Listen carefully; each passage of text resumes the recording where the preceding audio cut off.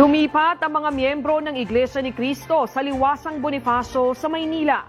Ito'y matapos hindi maaprubahan ang kanilang request sa EDSA. May live report si Alaysa Insigne mula sa Maynila. Alaysa, kamusta naman ang lagay ng traffic at dami ng tao dyan? Ezra, matapos na hindi maaprubahan ng Quezon City Department of Public Order ang permit para sa ikatlong araw ng pagtitipon ng Iglesia ni Cristo sa EDSA, dito naman sila sa Liwasang Bonifacio sa Maynila, dumayo. Maraming mga tent at mats ang nakalatag dito na para bang nagka-camping. May ilan din na dito na mismo nagluluto ng kanilang mga almusal at marami sa kanila ang dito na rin nagpalipas ng gabi. Wala pa masyadong mga personnel mula sa PNP ang i-deploy dito, pero nandito ngayon ang Manila Department of Social Welfare kung saan namimigay nga sila ng libreng almusal na arroz caldo at tubig. Hindi pa sigurado kung lahat ng nakapila rito ay miyembro ng INC dahil maraming nakatira sa area na ito. Wala pang nabibigay na exact number ang LGU Manila sa kung ilan ang nandito ngayon para magtipon.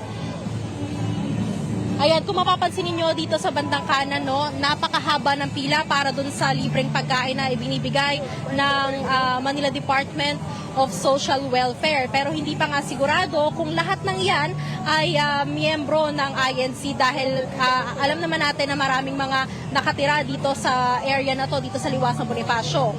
Wala pa rin namang eksaktong bilang ng mga miyembro ng INC na nandito ngayon. Pero marami-rami na rin sila at ilang mga area na rin dito sa Liwasang Bonifacio ang napupuno na nila.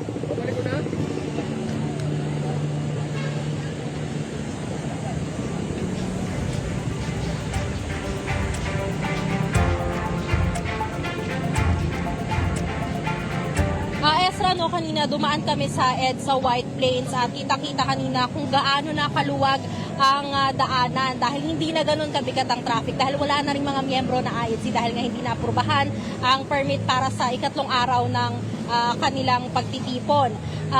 May mga natitira pa rin gamit na portalet pero hindi naman ganun nakakaabala sa daloy ng trapiko. Dito naman banda sa Maynila ay hindi pa rin naman nahaharangan yung mga daanan at maluwag pa rin yung daloy ng trapiko, maluwag pa rin ang dinaraanan ng mga motorista.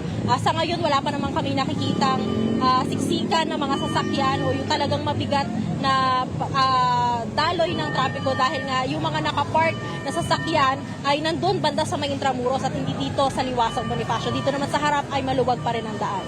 Yan muna ang huling balita mula rito sa Maynila. Balik muna dyan sa studio. Maraming salamat, Alaysa Insigne.